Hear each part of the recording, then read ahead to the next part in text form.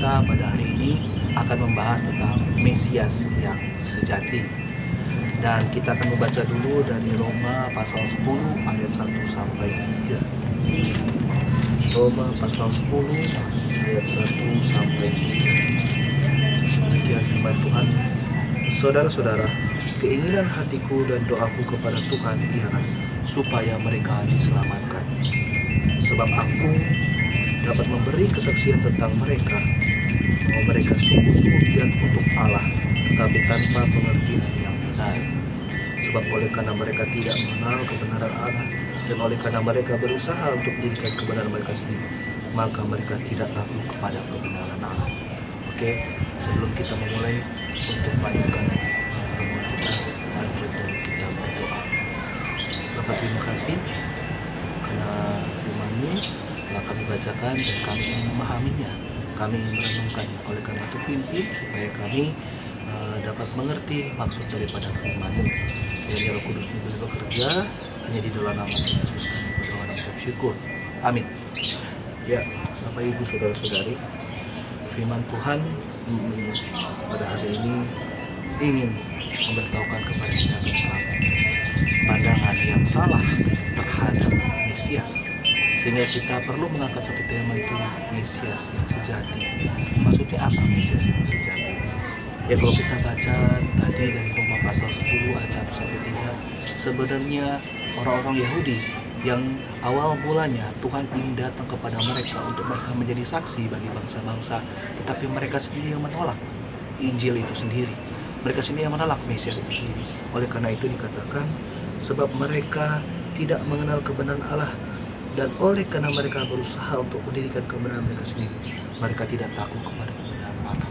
Karena mereka tidak mengenal kebenaran Allah itu, bagaimana mereka tidak bisa mengenal? Padahal mereka sudah sering diberitakan firman Tuhan. Jadi sebenarnya tidak mengenal di sini maksudnya bukanlah tidak pernah diberitakan, tetapi mereka sendiri yang menolak. Kenapa bisa menolak? Yaitu karena mereka mendirikan kebenaran mereka sendiri. Mereka memahami Mesias yang palsu. Mereka memahami Mesias yang bukan yang sejati, yang seperti yang Alkitab katakan. Mesias yang apa saja yang mereka pahami? Pertama-tama, Mesias secara materialistis. Ya, kita bisa buka di dalam Matius pasal 14 ayat 19 sampai 21. Saya akan bacakan Matius pasal 14 ayat 19 sampai 21. Demikian firman Tuhan. Matius pasal 14 ayat 19 sampai 21. Lalu disuruhnya orang banyak itu duduk di rumput, dan setelah diambilnya 5 roti dan 2 ikan itu, Yesus menengadah ke langit dan mengucap berkat. Lalu memecahkan roti itu dan memberikannya kepada murid-muridnya. Lalu murid-muridnya membagi-bagikannya kepada orang banyak, dan mereka semuanya makan sampai kenyang.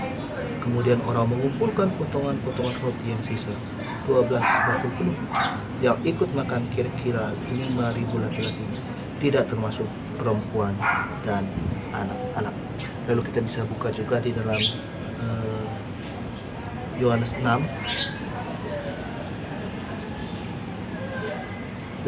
ayat 14 sampai 15. Ketika orang-orang itu melihat mujizat yang telah diadakannya, mereka berkata, dia ini adalah benar-benar nabi yang akan datang ke dalam dunia. Karena Yesus tahu bahwa mereka hendak datang dan hendak membawa dia dengan paksa untuk menjadikan dia raja, ia menyingkir pula ke gunung seorang diri. Ya, jadi dari sini kita dapat pahami bahwa apa? Bahwa bangsa Israel memahami Yesus secara materialistis. Karena mereka diberikan makan, karena mereka melihat mujizat itu dan mereka akhirnya terpukau oleh mujizat itu tanpa memahami siapa sebenarnya dirinya. Ya, memang betul Yesus itu adalah seorang raja, tetapi bukanlah waktunya saat ini dia adalah raja. Mereka harus mengaku dulu bahwa dia itu benar-benar Mesias. Mereka harus percaya dulu bahwa dia itu benar-benar Mesias, bukan hanya karena Yesus memberi mereka makan. Karena pikir mereka, ya kita bisa baca terdapat di Yohanes 6 ayat 25 sampai 27. Jadi sebenarnya di ayat 20-24 itu diceritakan tentang mereka itu akhirnya mencari Yesus karena Yesus tadi pergi, mereka mencari Yesus. Dan di ayat 25 mereka akhirnya menemukan. Kita baca, ketika orang banyak menemukan Yesus di sana itu, mereka berkata kepadanya, Rabi, di mana engkau tiba di sini? Yesus menjawab mereka, aku berkata kepadamu, sesungguhnya kamu mencari aku bukan karena kamu telah melihat tanda-tanda, melainkan karena kamu telah makan roti itu dan kamu hidup. Wow, jadi ternyata mereka bukan karena melihat tanda itu, bukan, tapi karena mereka ingin makan tanpa perlu kerja. Makanya di ayat 27, bekerjalah bukan untuk makanan yang akan dapat biasa, melainkan untuk makanan yang bertahan sampai kepada hidup yang kekal yang akan memberikan anak manusia.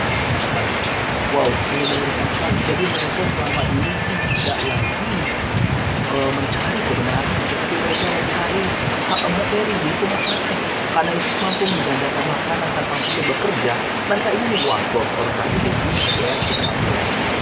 ya itu pemahaman mereka, sehingga Tuhan menolak mereka. Ini bukan karena mereka melihat tanda mujizat di bawah ini adalah tanda seorang Mesias yang dijanjikan, bukan. Tapi mereka melihat ini sebagai suatu mujizat yang dimana kalau itu diraja, kita bisa kenyang tanpa kita perlu kerja. Kita bisa memuaskan materi kita tanpa kita perlu kerja. Wow. Jadi pikir mereka dalam itu mereka bisa minta kepada Tuhan Yesus apa aja gitu secara materi, tanpa harus memahami siapa sebenarnya Yesus itu, tanpa perlu memahami siapa sebenarnya pribadi oleh karena itu mereka akhirnya telah memahami Yesus Kristus sebagai Mesias yang sejati, karena mereka telah memandang Yesus Kristus sebagai Mesias yang secara materialistis. Lalu pandangan yang kedua itu memandang Mesias yang menghibur. Kita bisa buka di dalam Lukas pasal 23 ayat 8. Lukas pasal 23 ayatnya ke-8. Ketika Herodes melihat Yesus, dia sangat girang, sebab sudah lama ia ingin melihat, karena ia sering mendengar tentangnya. Jadi pula ia mengharapkan melihat bagaimana Yesus mengadakan suatu hal. Mereka, maksudnya orang-orang Herodes ini jelas ingin mengetahui tentang Yesus, bukan karena ingin mengenal pribadi Yesus itu sebenarnya siapa, tetapi dia hanya ingin melihat Yesus menyatakan suatu tanda mujizat. Seolah-olah tuh tanda mujizat itu seperti entertainment. Wah, itulah mengapa mereka akhirnya salah paham, mereka akhirnya gagal paham dalam memahami Yesus, karena mereka tidak sungguh-sungguh mencari kebenaran. Mereka hanya ingin mencari sesuatu yang fantastis, yang sekiranya wow, keren, ini sesuatu yang luar biasa, amazing gitu ya. Nah, oleh karena itu, Bapak Ibu Saudara-saudara, bagaimana dengan relasi kita pada masyarakat? Bagaimana kita memandang Yesus? Apakah kita juga memandang Yesus sebagai sesuatu yang menantikan mujizat, menantikan suatu tanda, barulah kita mau percaya, tanpa kita perlu memahami siapa sebenarnya Yesus itu? Itu telah salah. Bahkan banyak sekali di gereja-gereja saat ini menampilkan suatu penampilan yang mungkin mengenakan mata gitu, keren gitu, dengan puji-pujian menggunakan full band, bahkan pada masa kini ada musik yang elektrikal digital dipakai juga dalam gereja, padahal itu selayaknya dipakai untuk diskotik. Tapi itulah yang terjadi pada masa kini, tidak jauh berbeda dengan pandangan oleh bangsa Israel pada masa lampau mengenai Mesias itu. Sehingga kita datang ke gereja tidak lagi fokus kepada pengenalan akan Kristus, tetapi kepada entertain yang disediakan oleh gereja. Bukan mengenal bahwa Yesus telah mengampuni dosa sebelumnya, tetapi memandang bahwa seru banget di gereja. Kita bisa lompat-lompat, kita bisa menyanyi huru hara. Bahkan tak heran, sering sekali juga saya melihat ada beberapa gereja yang mengizinkan anak kecil untuk berkhotbah di depan jemaat. Wah, seperti sesuatu yang luar biasa, yang aneh, yang unik, yang belum pernah terjadi. Dan itulah yang mereka tampilkan. Akhirnya banyak orang yang datang ke gereja. Keren, anak kecil bisa khotbah di gereja. Padahal itu salah. Bapak Ibu Saudara, mari kita memahami Mesias yang benar, Yesus yang benar. Bahwa Yesus yang benar tidaklah hanya sekedar untuk menyatakan tanda. Ya nanti kita akan jelaskan lebih lagi Lalu bagaimana Mesias sejati? Tapi saya akan bahas dulu yang ketiga, pandangan ketiga mengenai Mesias yang salah bagi bangsa Israel. Itu memandang Mesias yang berpolitik. Dalam Matius pasal 27 ayat 17. Matius pasal 27 ayatnya yang ke-17. Karena mereka sudah berkumpul di sana, Pilatus berkata kepada mereka, "Siapa yang kamu kehendaki kubebaskan bagimu? Yesus Barabas atau Yesus yang disebut Kristus?" Ya Bapak Ibu Saudara. Di sini sebenarnya saya sedang diperhadapkan dengan suatu pilihan. Pilih Yesus Barabas atau Yesus yang disebut Kristus. Yesus Barabas itu kita perlu ketahui dulu, dia adalah seorang pemimpin pemberontakan terhadap Roma.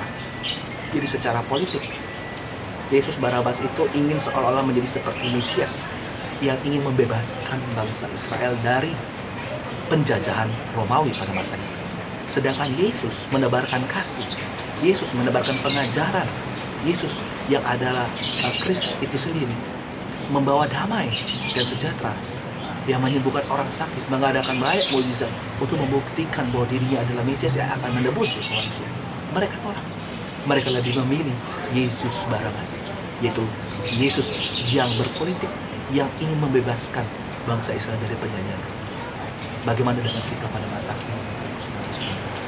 Kita lebih memilih mana?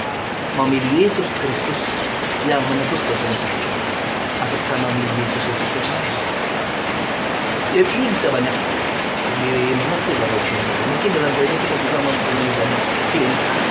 Ya akhirnya mungkin harus mengorbankan Yesus Kristus yang mengorbankan iman.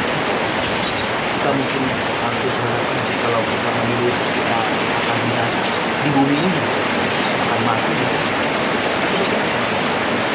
Di sini seharusnya bahwa Yesus bukan sekedar untuk membebaskan penjajahan dia, penjajahan itu sangat penting. Kalau kita mikir, bagaimana dengan Mesias yang sejati? Ya kalau kita baca di dalam Yohanes 1 ayat 29, Mesias yang sejati adalah pada perjalanan dunia ini melihat Yesus yang akan menebaskan yang menghapuskan. Mesias yang sejati adalah Mesias yang menghapuskan dunia. Dan yang kedua, Mesias yang sejati yaitu dalam 1 Yohanes 2 ayat 2. 1 Yohanes 2 ayat 2. Ia adalah pendamai kita dosa kita dan buka kita jadi Mesias yang sejati kedua mendamaikan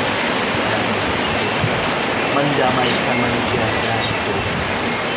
Dan yang ketiga yaitu di 1 Petrus 2 ayat 24. Ya. Ia sendiri telah memikul dosa kita di dalam tubuhnya di kayu salib, supaya kita yang telah mati terhadap dosa hidup untuk kebenaran. Oleh dirinya kamu telah sembuh. Itu artinya menyembuhkan penyakit rohani, yaitu menyembuhkan manusia yang berdosa. Dan yang terakhir, Mesias yang sejati adalah yang menyelamatkan dari dosa dan hukum. Ada di dalam Yohanes 3 ayat 16 dan Yohanes 3 ayat 16. Karena begitu besar kasih Allah kami dunia, sehingga ia telah mengaruniakan anak yang Tuhan, supaya setiap orang yang percaya kepadanya tidak binasa, melainkan beroleh hidup yang kekal. Dan di Roma 8 ayatnya yang ke-1. Demikianlah sekarang tidak ada penghukuman bagi mereka yang ada dalam Kristus Yesus. Jadi jelas Bapak Ibu Saudara bahwa Mesias yang sejati bukanlah yang materialistis, bukanlah yang entertain, bukanlah yang berpolitik, tetapi Mesias sejati adalah yang menghapus dosa kita, yang mendamaikan dosa kita, menyembuhkan penyakit rohani kita, dan yang menyelamatkan kita dari dosa. Yang ketiga, menyelamatkan kita dari dosa. Sekian hubungan kita pada hari ini.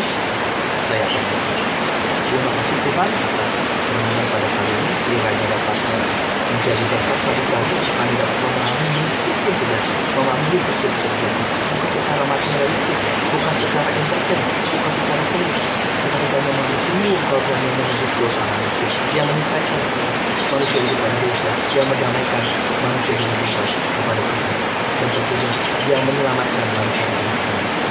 Oleh karena itu, terima kasih atas firman Tuhan. Sekiranya kami dapat memahami, kami dapat mengucapkan dan kami dapat melakukan. Bahkan kami ingin dapat menjadi saksi di mana di dalam nama Tuhan kami berdoa. Amin. Salam dari saya, Maranatha.